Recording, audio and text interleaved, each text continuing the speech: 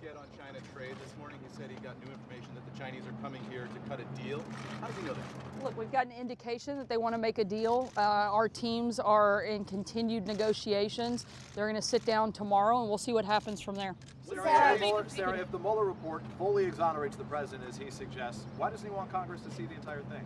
Look, I think it's so absurd, this idea that Congress doesn't get to see the Mueller report. In fact, there's a less redacted version of the Mueller report sitting there waiting on them to come and look at it. Not a single Democrat has even taken the time to go and look at it. They're asking for information they know they can't have. The Attorney General is actually upholding the law. Chairman Nadler, take a minute to let this sink in. Chairman Nadler is asking the Attorney General of the United States to break the law and commit a crime by releasing information that he knows he has no legal authority to have. It's truly outrageous and absurd what the chairman is doing, and he should be embarrassed that he's behaving this way. Sarah, Chairman Ziegler says... I'm sorry? Is the United States heading to a war with Iran? I certainly hope not, but the president is going to remain firm on our position, and I don't think anybody is looking for any type of war with anybody. Chairman Nadler says that the White House already waived executive privilege. He said the moment they revealed documents to Mueller, they waived the privilege. That's black letter law. So how is the White House still claiming You would that think it has for an privilege? attorney, Chairman Nadler would be a little bit more up on the law. I'm not, and I actually feel like I understand it better than he does. The Attorney General is protecting information, grand jury information, confidential information that he cannot release. The fact that the chairman knows that and continues to ignore it is absolutely absurd. Let's not forget, this is the same guy who was too afraid to ask the Attorney General questions himself. If he can't do his job and he can't understand the basic rule of law and uphold it, then he shouldn't be in the position he's in. If the president's going to exert executive privilege over the Mueller report, does he still plan to declassify the FISA warrants and the 302s like he said he's going to do? And if so, when? Certainly something that the president is looking into doing, and we'll keep you posted on the time frame. More on that, just a follow-up on that.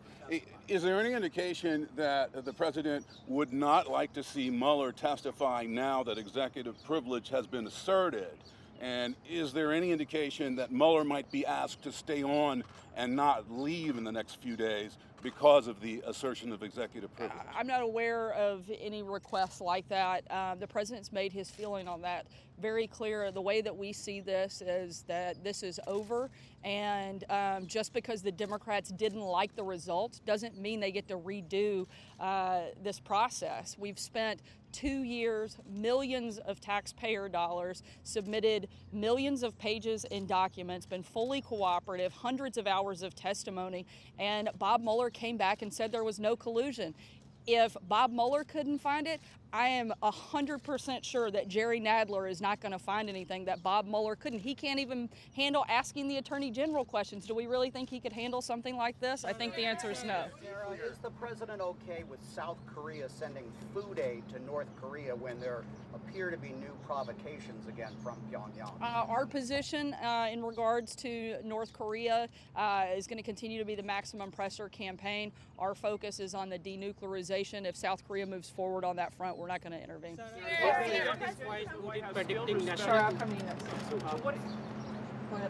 the president is quite good in predicting national elections all across the world. Right now, India is having this. He's quite good at predicting a lot of things. Yeah.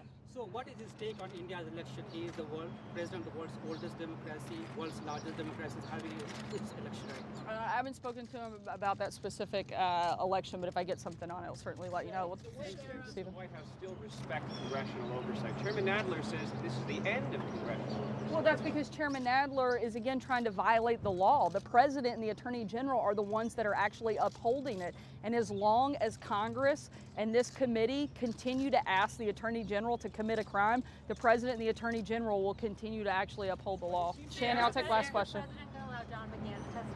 We'll let you know we have an announcement on that front. Sarah, what do you make of people who say that the president, by exerting executive privilege, is now plunging the country into a constitutional crisis? Is that hyperbole? What do you make of that? I make of that people don't understand the precedent that has been set. This is fully consistent with that precedent, and it's fully consistent with the president actually upholding the law. If anybody is overstepping, that would be Chairman Nadler and his committee. Thanks, guys. Colorado shooting, Sarah, the thoughts from the White House on camera about the Colorado shooting.